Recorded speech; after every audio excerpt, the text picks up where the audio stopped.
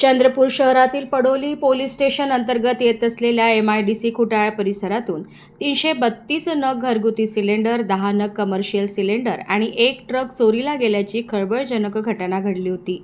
या प्रकरणी फिर्यादी वैभव खांडे यांनी 12 जुलैला त्यांचा गॅस सिलेंडरने भरलेल्या निळ्या रंगाचा एक ट्रक MIDC खुटाळा येथील गॅस बॉटलिंग प्लांट समोरील रोडवरून अज्ञात चोरांनी चोरून नेला अशी तक्रार दाखल केली होती।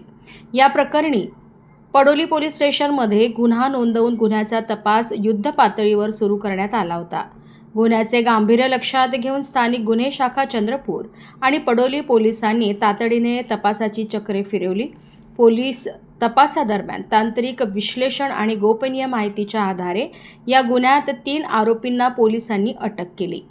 राजेंद्र काळे, कुणाल घुरडे, मोहित पोतदार असे अटकेतील आरोपींचे नाव आहे। पोलिसांनी आरोपींकडून गॅसने पूर्ण भरलेले घरगुती गॅस सिलेंडर 82 नग, रिकामे घरगुती सिलेंडर 250 नग, गॅसने पूर्ण भरलेले कमर्शियल सिलेंडर 10 नग, 2,47,000 रोकड रक्कम जप्त करून मुद्देमाल जप्त करण्यात आला। ही कारवाई पोलीस अधीक्षक आयुष नोपानी, अप्पर पोलीस अधीक्षक ईश्वर कातकडे यांच्या मार्गदर्शनाखाली स्थानिक गुन्हे शाखेचे पोलीस निरीक्षक अमोल काचोरे यांच्या नेतृत्वात स्थानिक गुन्हे शाखेच्या पथकाने केली।